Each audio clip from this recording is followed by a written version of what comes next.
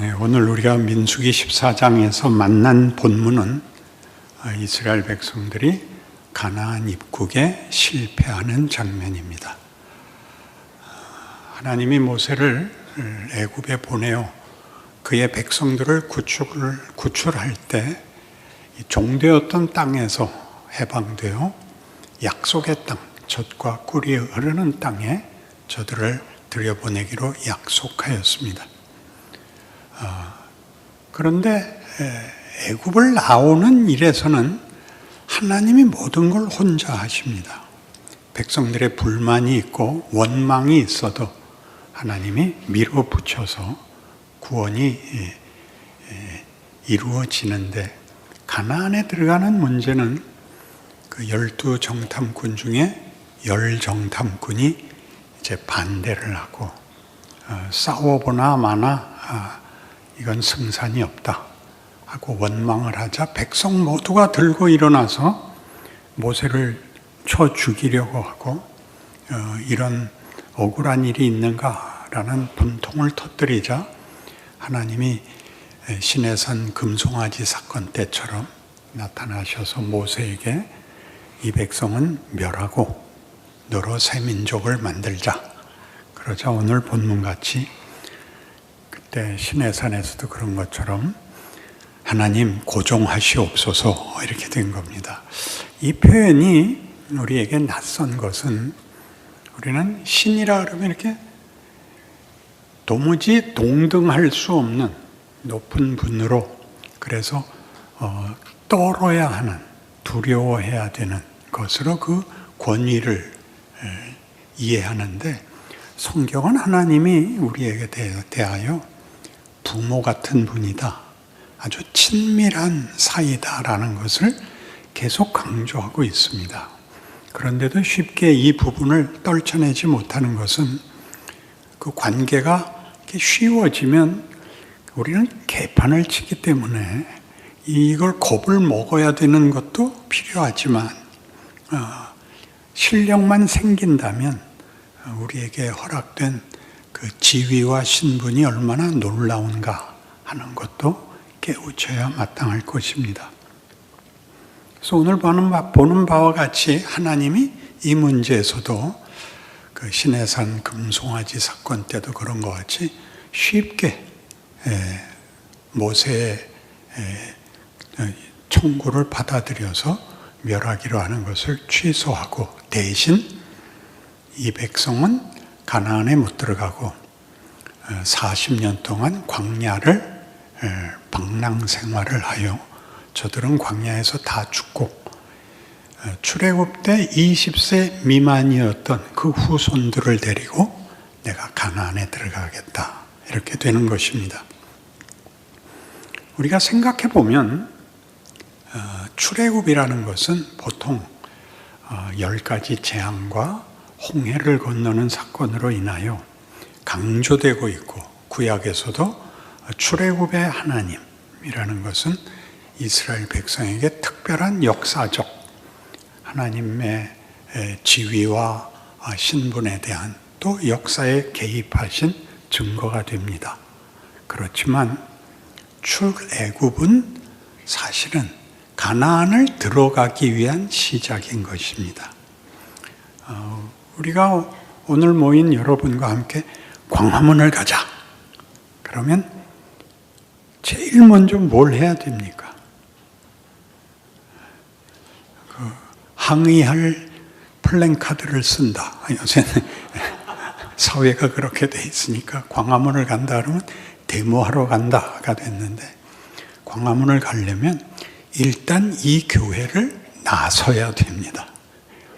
그게 출애굽입니다. 출애굽은 애굽에서 꺼내야 되는 이유가, 가나안에 들여보내려면 애굽에서 나와야 되기 때문에 이제 애굽에서 꺼내는 것이 가장 큰 일, 제일 처음 일어나야 할 일이고, 그리고 이것이 너무 감격적이고 놀라운 일이라서 어디를 가야 하느냐는 보통 잘 기억을 하지 못합니다. 그러니까 구원이라는 것도, 구원이란 죄와 사망에서 꺼내어 천국을 가자는 얘기입니다. 그러니까 천국은 다 사모하는데 문제는 천국에 쉽게 안 들여보내주시고 구원은 얻었으나 고달픈 현실을 살게 하시는 현실에 대한 이해가 구원론에서 강조되어야 할 이 과정이 빠져 있는 것, 이것이 우리를 신앙생활에서 가장 많은 시험과 많은 의심과 체념을 만들어내는 것으로 생각이 됩니다. 로마서 5장을 찾으시면 구원을 어떻게 설명하느냐 하면 로마서 5장 1절부터 읽겠습니다. 그러므로 우리가 믿음으로 의롭다 하심을 받았으니 우리 주 예수 그리스도로 말미암아 하나님과 화평을 누리자. 또한 그로 말미암아 우리가 믿음으로 서 있는 이 은혜에 들어감을 얻었으며 하나님의 영광을 바라고 즐거워하느니라 라고 해서 종되었던 자리로부터 하나님의 영광을 즐거워하는, 여기서 즐거워한다는 것은 하나님이 어떤 하나님이시며 그 하나님이 우리에게 무엇을 베푸셨고 무슨 목적을 가지셨는가를 알게 된 자의 감동, 감탄, 다른 말로 해서 찬송입니다. 그 찬송은 기쁨의 외침이 되는 것이죠. 그런데 3절에 다만 이뿐 아니라 우리가 환난 중에도 즐거워하나니 이는 환난은 인내를, 인내는 연단을, 연단은 소망을 이루는 줄 알미로다 라고 해서 구원함을 얻고 하나님의 영광을 바라는 찬송까지 했는데 현실은 환난이라 말이죠. 영광을 목적으로 해서 꺼낸 구원이 왜 처음 맞닥뜨려야 되는 현실이 환난이냐 하는 문제를 풀어야 됩니다. 왜냐하면 현실이니까. 우리가 예수를 믿었고 천국 갈 확신이 있습니다. 그래서 우리 부흥 시대에는 늘 그렇게 물었죠. 구원의 확신이 있으십니까? 오늘 죽어도 눈을 뜨면 천국일 것을 믿습니까?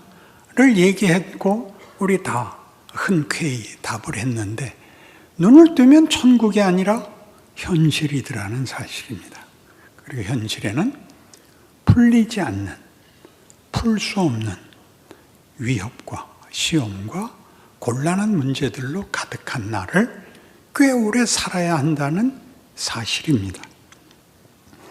물론 성경에는 환난을 어디로 이어가느냐 하면 다만 이뿐 아니라 우리가 환난 중에도 즐거워하나니 이는 환난은 인내를, 인내는 연단을, 연단은 소망을 이루는 줄 알미로다. 그래서 소망이란 물론 결론입니다. 우리의 복된 운명의 자리, 승리의 자리입니다마는 그 안에 환난이 인내를, 인내가 연단을, 연단을 거쳐야 이 소망의 자리에 간다고 해서 아시다시피 인내라는 건 견디는 것입니다. 극복하는 것이 아니라 감수해야만 되는 것이고 거기에 연단이란 경험이라는 뜻입니다. 그런 일들이 많이 쌓여서 소망의 자리에 간답니다.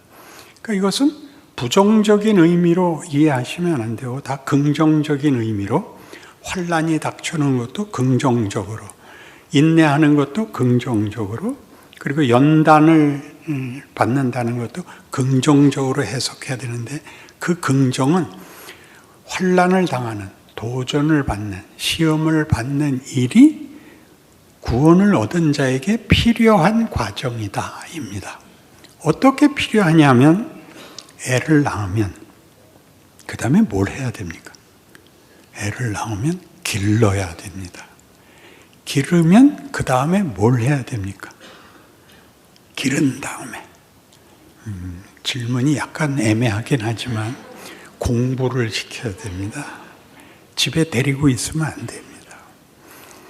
이런 과정들은 한 사람이 존재하고 속박과 어떤 어려움을 해결받는 것에서 더 적극적으로 그가 자라고 그가 크고 그가 성숙하고 그에게 명예와 영광을 목적하고 있다는 내용으로 환난은 인내를, 인내는 연단을, 연단은 소망을 이루는 줄 알미라가 되고, 이 소망이 뒤에 나오죠. 소망이 우리를 부끄럽게 하지 아니하면 우리에게 주신 성령으로 말미암아 하나님의 사랑이 우리 마음에 부은화되었기 때문이다라고 얘기합니다.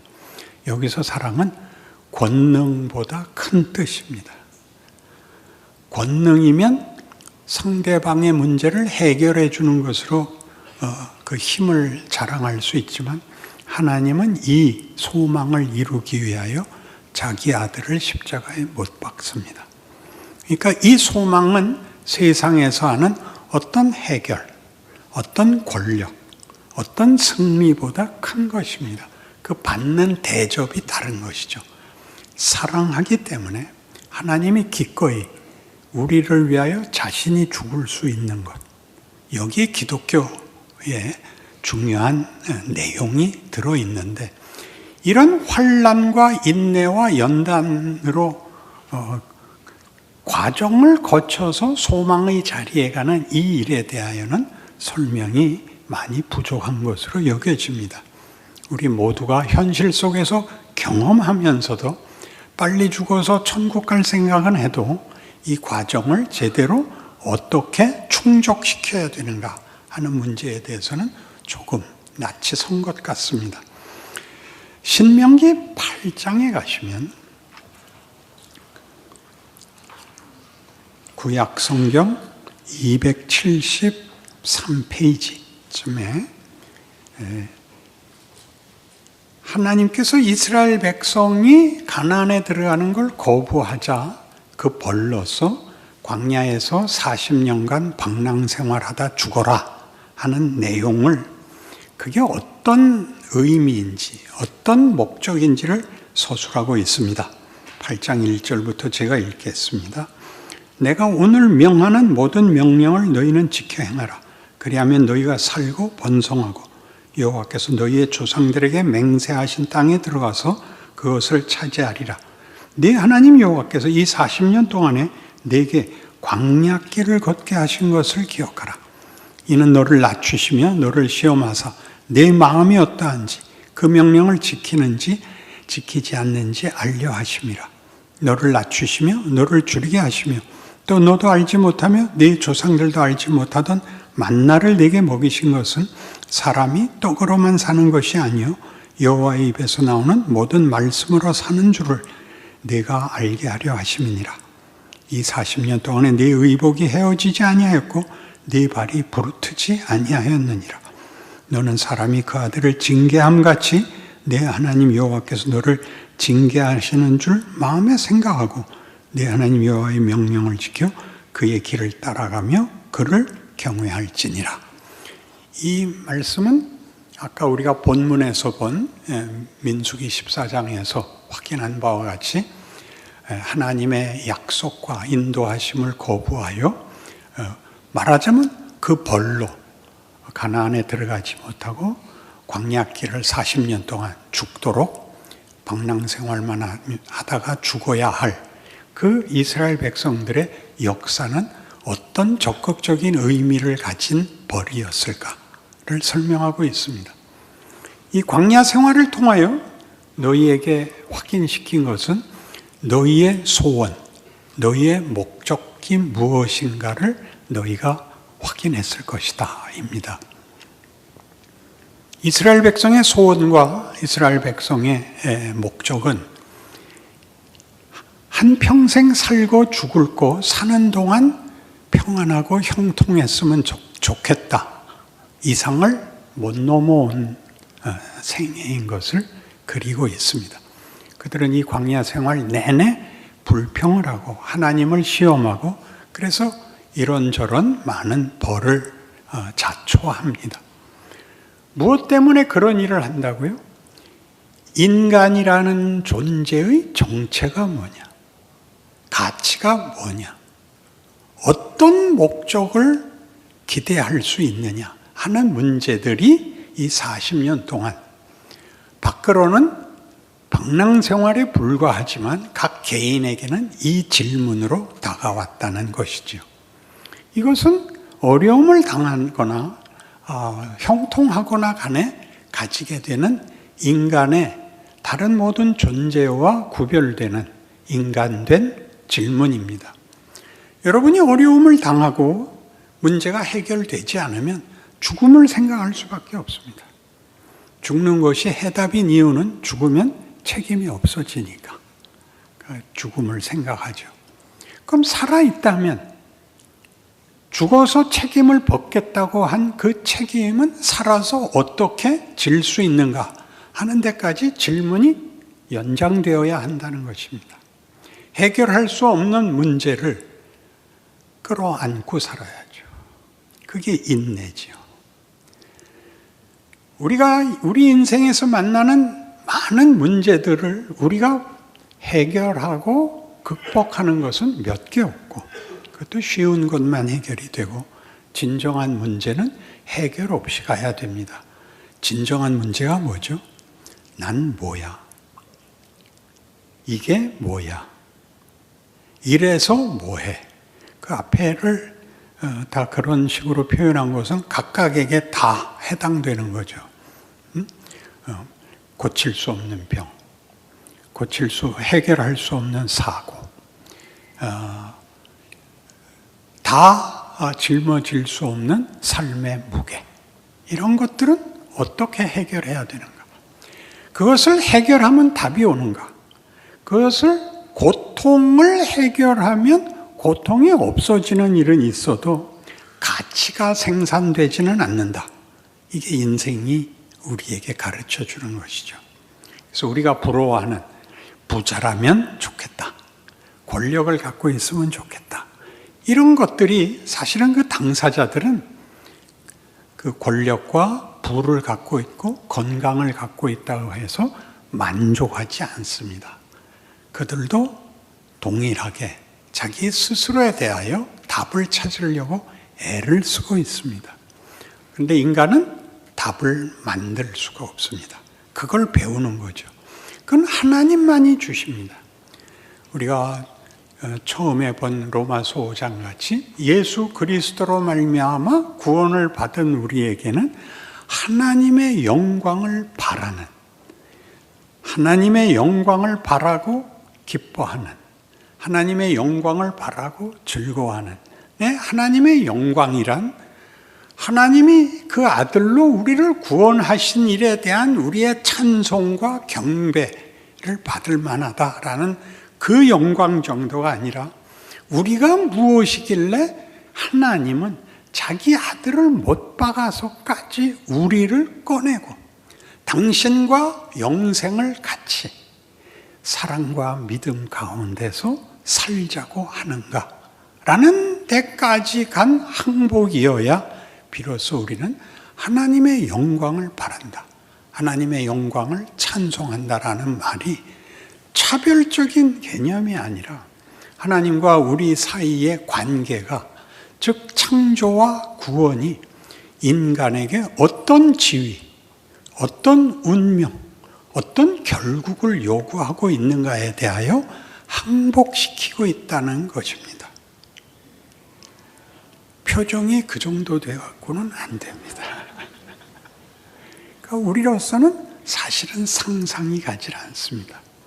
피조물인 인간이 기껏 스스로가 만드는 신들을 보면 지금 일어나는 이 괴로운 문제를 해결해 달라야지 가치와 의미와 찬송을 할 그 영광의 자리에 가게 해달라는 요구는 자기가 만든 신에게는 할 수가 없습니다. 우리의 기대는 기껏 이 고난과 고통을 면하고 그 다음에 죽으면 책임 안 져도 되는 체념 속에 사는 것이지 소망과 기대 속에서 살아낼 수가 없습니다. 상상할 수 없고 이해할 수 없고 확인할 수 없기 때문이죠. 그러니까 예수를 믿는다는 건 놀라운 것이죠. 하나님이 그 아들을 보내어 우리를 죄와 사망에서 구원하셨다. 죄와 사망이란 여러 번 강조하듯이 죄란 도덕적 문제보다 더 앞서서 하나님과의 관계가 끊어진 것, 생명에서 끊어져 있기 때문에 줄기에서 끊어진 가지가 땅에 떨어져 마르고 썩는 것 같이 죄의 값은 사망일 수밖에 없는 것, 버리기보다 저주이기보다 너무나 당연한 결론인 것입니다. 그런 가치 없던 것에서 예수로 말미암아 하나님과 우리를 묶고 다시 생명과 영광의 공급을 받는 자 되는 이 지위, 정체, 신분, 운명이 바뀌었다는 사실에 대하여 놀라는 것이죠. 그런데 왜 현실은 그 영광 소망이 기쁨과 감사로 이해할 수 없게 무시무시한 위협과 시험으로 오는가? 그게 우리를 기르는 것이죠. 학교를 다니시면 이제 중간고사, 기말고사, 이제 기말고사가 눈앞에 있는데 시험은 왜 보느냐 하면 학생 자신에게도 그 공부의 내용의 진도를, 이해의 정도를 깨우치기 위해서고 가르친 선생에게도 그 교사가 내가 가르친 것을 학생들이 어디까지 이해했는가를 아는 중요한 표가 됩니다. 그러니까 우리가 인생에서 어려운 일을 당하면 우리가 그 문제를 푸는 것 이상으로 내가 누구냐, 나라는 존재가 어떤 존재냐에 의해서 그 도전을 답하는 방법이 완전히 달라질 수밖에 없습니다. 하나님이 없으면 힘으로 갚아야죠. 상대방보다 큰 힘을 가지거나 너 죽고 나 죽자 밖에 없습니다. 폭력밖에 없습니다. 체념과 폭력밖에 세상에는 없고 우리 신자들에게는 성경이 하나같이 요구하는 것, 너를 저주하는 자를, 너를 핍박하는 자를 저주하지 말고 축복해라입니다. 그들과 보복의 싸움을 계속할 필요 없다. 적당한 선에서 지고 말아라. 이 놀랍지요. 하나님 왜 이런 요구를 우리에게 할까요? 존재가 다르기 때문입니다. 세상 사람들이 싸우고 세상 사람들이 빼앗으려고 하는 것들과 우리가 만들고 싶고 되어야 하는 것은 전혀 다른 것입니다. 세상은 필요를, 의식주의 필요를, 그리고 자존감을 채울 우월감을 갖기에 바쁘지만 우리는 그런 것과는 전혀 다른, 그래서 섬기는 자가 되라. 70번씩 7번이라도 용서해라. 그러니까 보복도 없어지고 우월감도 없어진, 그럼 뭐냐? 하나님이 우리를 만드실 때 만드신 것 같이 하나님의 형상을 입은 자, 예수로 구원을 받는 자, 그 예수를 닮게 우리를 요구하는 기독교의 요구, 인간의 정체성과 신분과 현실을 살아라가 되는 것입니다. 어렵죠. 예수를 믿으면 형통하고 기도하면 해결이 되고 이렇게 왜 안 하느냐고요? 그렇게 되면 생각을 안 합니다. 더 깊은 질문을 안 합니다. 하나님, 이 시험은, 이 도전은, 이 위협은 뭡니까? 이건 제가 어떻게 해결해야 됩니까? 대부분의 경우는 답이 없습니다. 그럼 어떻게 되느냐 하면 완전히 망하죠. 그랬더니 성경이 얘기하기를 히브리서 5장 8절 같이 그가 아들이시라도 받으신 고난으로 순종함을 배워서 온전하게 되셨은즉 우리의 대제사장이 되기에 부족함이 없도다가 됩니다. 여러분이 겪는 어떤 고통, 어떤 절망 같은 것들이 인간은 어때야 하는가에 대해서 문을 열게 합니다. 형통하면 생각을 안 하게 됩니다. 힘 외에는 필요가 없고 이해를 한다든가 공감을 한다든가 그와 내가 묶여 있다는 책임을 지는 일을 할 수가 없습니다. 동료가 될 수가 없습니다. 예수는 우리를 구원하러 와서 무엇을 보이시느냐 하면 우리가 하나님을 외면하고 죽음의 자리에 들어갔는데도 동료의식을 발휘해서 뭐라고 그랬다 그랬죠? 십자가에서 한 마지막 말씀들 중에 뭐가 있었다고요? 아버지여 저들을 사하소서도 있었고 나의 하나님 어찌하여 나를 버리시나이까도 있었습니다마는 가장 중요하게 내가 목마르다가 있었다 그랬죠. 누구한테 한 말이에요? 하나님한테 한 말이 아니라 그를 못 박은 유대인들을 향하여 빌라도가 이 예수는 놔주고 바라바를 처형하자. 아니 차라리 바라바를 놔주십시오 까지 조롱하고 그를 죽음에 처한 자들에게 하는 말이죠. 내가 목마르다. 친구에게 하듯이 자기를 조롱하고 못 박은 왼수들에게 내가 목마르다를 할 수 있습니다. 이건 윤리가 아닙니다.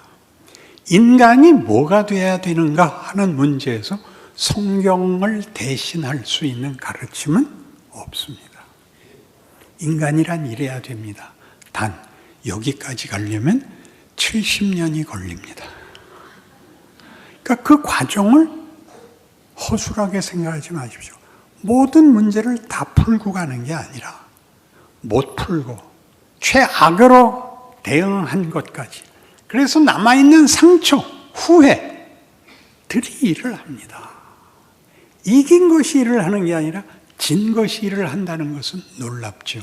그래서 성경은 이 약속을 어디로 끌고 가느냐 하면 너희 안에 계신 성령이 너희가 마땅히 빌 바를 알지 못하나 성령께서 말할 수 없는 탄식으로 너희를 위하여 간구하시느니라가 있고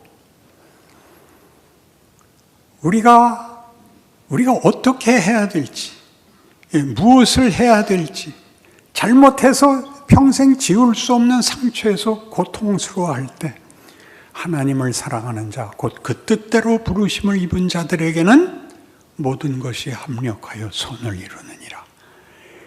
그러니까 인간이 멋있어지는 데는 저 밑바닥까지 가봐야 되는 것이고 그리고 가장 높은 데까지 인도함을 또한 받는 것이 같이 간다는 얘기를 합니다. 그러니 여러분의 하루를 소중히 여기십시오. 오늘 완벽하려고 하지 마시고 할 수 있는 데까지를 진전시켜야 됩니다. 그냥 넘어가지 마시고. 그래서 그 중에 하나, 주일날 모이는 것이 왜 중요하냐 하면 세상에서는 믿지 않는 사람들 속에 있어야 돼요. 거기는 폭력 이외에 다른 방법을 모르는 속에서 다 이기느냐 지느냐의 싸움밖에 없는 곳에서 비로소 주일날 하루 서로 예수를 믿는 사람이라는 이름으로 모이는데 여러분이 아무 표정 없이 왔다가 아무 표정 없이 돌아갑니다. 섞이려고 하질 않습니다. 유일하게 말이 통하는 사람인데 여러분 미국에 갔다가 동양인을 만나서 안녕하세요 한국 사람이죠 그랬더니 일본말을 해대면 그때같이 실망할 데가 없습니다. 하필이면 일본 사람이었냐 그러죠. 일본 사람들도 똑같이 해요. 와서 물어봅니다. 일본말로. 그럼 제가 난 한국 사람입니다. 그때는 왜 내가 대들듯이 그랬을까요? 여러분의 인생 속에서 하나님이 우리를 어디까지 끌어올리려고 그 아들을 주어 자신의 자녀 삼으시는 창조 때 한 목적, 하나님의 형상대로 하나님의 자식들을 만들자를 하나님은 포기하지 않고 하고 있습니다. 여러분의 하루를 여러분의 실력에서 그때 실력만큼 애를 쓰시고 후회하시고 회개하시고 지워버리는 회개가 아니라 그랬죠. 그 모든 것을 감수하여 앞으로 나가는 멋진 하나님이 날 무엇을 만드는가를 보는 고백이 찬송이 여러분 모두에게서 나올 것을 믿습니다. 기도하십시다.